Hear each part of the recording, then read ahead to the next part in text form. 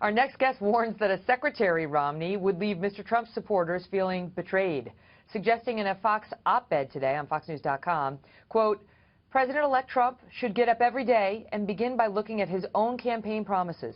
He owes his presidency to the people who believed in him, not to the courtiers and schmoozers who had contempt for him as a candidate, but adore him now that he's going to be president. Newt Gingrich is a former House Speaker and author of the book Treason. Mr. Speaker, good to see you tonight. So you called this potential appointment as Mitt Romney as Secretary of State a huge mistake and even outrageous. To those who say, all right, you know, Donald Trump knows what he's doing. This could be a counterbalance to some of the more, you know, hardliners in the administration he's creating. How do you justify those comments? Well, look, I mean, first of all, President-elect Trump can pick anyone he wants. He is going to be president. If he picks Romney, I'll support it because he has the right to build a cabinet he wants to have. But as long as we're discussing the possibility, I think it's a disaster. I think, first of all, Romney's not like the team of rivals around Abraham Lincoln. None of the team of rivals opposed Lincoln in the general election. Romney fought against Trump every single step of the way and fought against him with really vicious language. I mean, if you look at the things that Romney said about Trump, you'd have to say to yourself, I don't care how good a schmoozer he is, why would you believe him? I mean, if he comes in now and says, you know, all those mean, vicious things I said about you, I didn't really mean it, give me a break. Again, this is not the same as somebody who's a competitor. Let me challenge you on this. Sure. Even Kellyanne Conway said some very vicious things about Donald Trump. You know, maybe very vicious is too much of a stretch, but she attacked him because she was a Ted Cruz supporter. Of course. You know, that kind of thing tends to happen, and then they're both Republicans. They come together after the election. Mitt Romney and Donald Trump, reportedly, Donald Trump had a lot of respect for the way Mitt Romney ran Bain Capital, and Mitt Romney and Donald Trump have a mutual friend who tried to broker this alliance, according to a very interesting report today in the Washington Post. So can't that happen? Sure. Look, I have no doubt, for example, that Speaker Paul Ryan very much favors Mitt Romney. Romney picked him to be the vice presidential candidate. They are very close personally.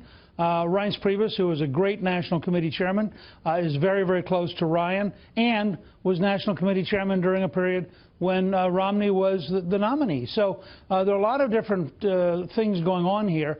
I'm only suggesting that when you have potentially a Rudy Giuliani, you have an Ambassador Bolton, you have a wide range of people you could reach out to decide that the person, if you go back and you play the tone, the hostility, the contempt of the Romney speeches, and these were whole speeches. No, you're right. You know, it's pretty hard to imagine. That is absolutely true. He went after Trump harder than anybody.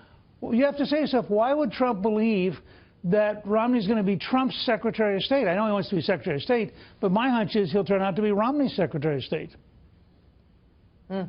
So we're going to see, because this is their second meeting, and we're told that their wives also met tonight. I want to ask you, though, because you had a couple, first about this critique you had for the president-elect, and then I want to talk to you about the advice you had for him in his column.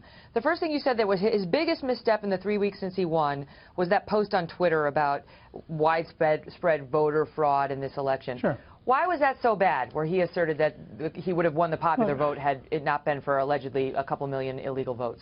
Well, first of all, there's absolutely no proof that there were a couple million illegal votes. Second, there's a new standard now. He's about to be President of the United States, really the leader in many ways of the entire planet, the most powerful country in the world.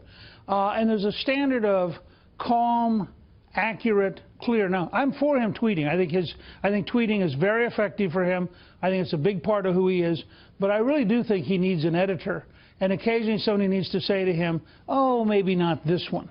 And I just thought it's not that one tweet, but it's what it signals about the lack of self-discipline and the lack of focus that I think as president he has got to acquire.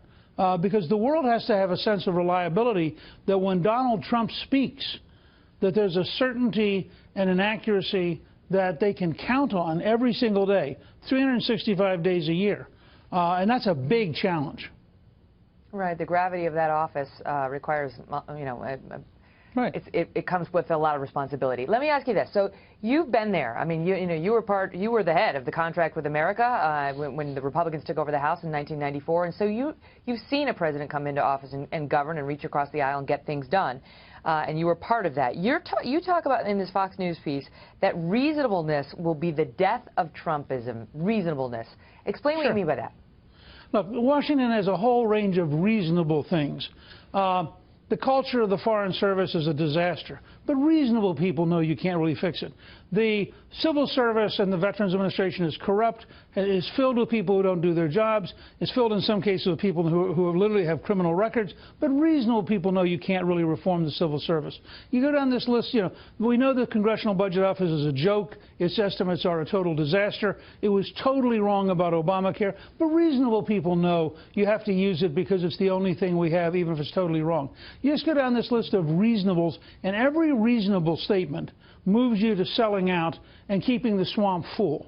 It doesn't drain the swamp, it keeps it full. When I became Speaker, I sort of shocked the city, because in my first speech at the Heritage Foundation on the Friday after the election, I said, that I will cooperate, but I will not compromise.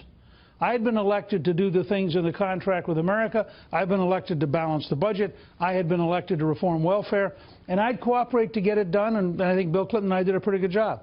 But I wasn't going to compromise on our goals. Well, Donald Trump has a contract with the American voter, which he outlined, I think, brilliantly at Gettysburg. He has the vision of a New Deal for African Americans, which he outlined in Charlotte. If he's going to get those things done, he's going to have to be unreasonable with a city which is a swamp, because the swamp doesn't want to be drained. I mean, nobody in Washington is running around saying, oh, please come in here and change everything.